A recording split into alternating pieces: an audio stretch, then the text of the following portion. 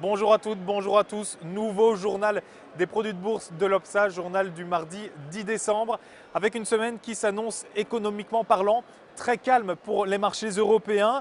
Pour preuve, ce lundi, la bourse de Paris clôturait quasiment à l'équilibre avec un CAC 40 qui grappillait 0,11 petits pourcents, un CAC désormais à 4134 points, le tout dans des volumes d'échange très faibles, des volumes de seulement 2,4 milliards d'euros. Du coup, c'est du côté des entreprises qu'il fallait regarder pour avoir un peu d'actualité, avec notamment GDF Suez qui a vu son titre recommandé par Bank of America, le titre de GDF Suez qui désormais est considéré à acheter par Bank of America, un titre qui très logiquement progressait hier de 2,03% à 16,81 €.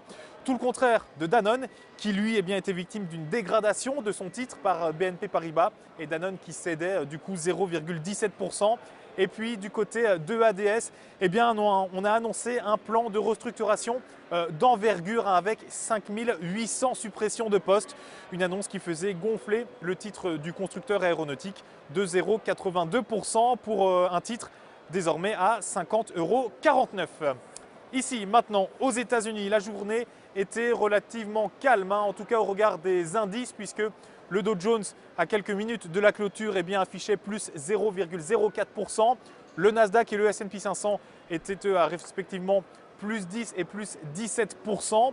Du vert donc très clair pour les marchés américains, des marchés qui n'ont eu aucune statistique sur laquelle s'appuyer hier, mais par contre qui ont suivi très attentivement le discours de trois responsables de la Réserve fédérale. C'était lundi dans l'après-midi, avec à retenir l'information principale, c'est la publication très prochaine d'un calendrier officiel de la part de la Réserve fédérale et donc de dates très précises quant à la prochaine politique monétaire que mettra en place la Fed. Alors du côté des entreprises maintenant, la séance d'hier était plutôt compliquée pour McDonald's avec des ventes pour le mois de novembre qui ont reculé de 0,8% aux États-Unis. BlackBerry, lui, a vu son titre toucher son plus bas depuis 10 ans. Il a touché à 5,72 $. En revanche, tout se passait très bien pour Twitter, le réseau social, qui a annoncé qu'il serait bientôt disponible sans connexion Internet dans les pays émergents. À coup sûr, c'est un très gros coup pour Twitter, dont le titre évidemment progressait fortement, une progression de quasiment 10%. Pour terminer, comme à chaque fois, la valeur à suivre. Et ce mardi, il s'agit du fabricant de pneumatiques Michelin. Depuis l'atteinte d'un plus haut annuel en septembre dernier à 84,60 €, le titre Michelin évolue au sein d'une figure de continuation haussière dite en triangle symétrique.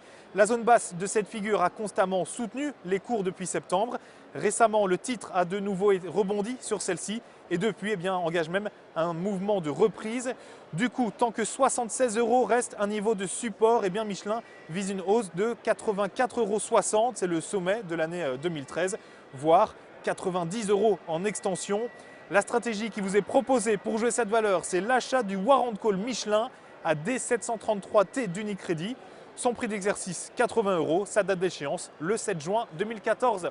Voilà, fin de ce JT des produits de bourse. Je vous donne rendez-vous demain. D'ici là, passez une bonne journée.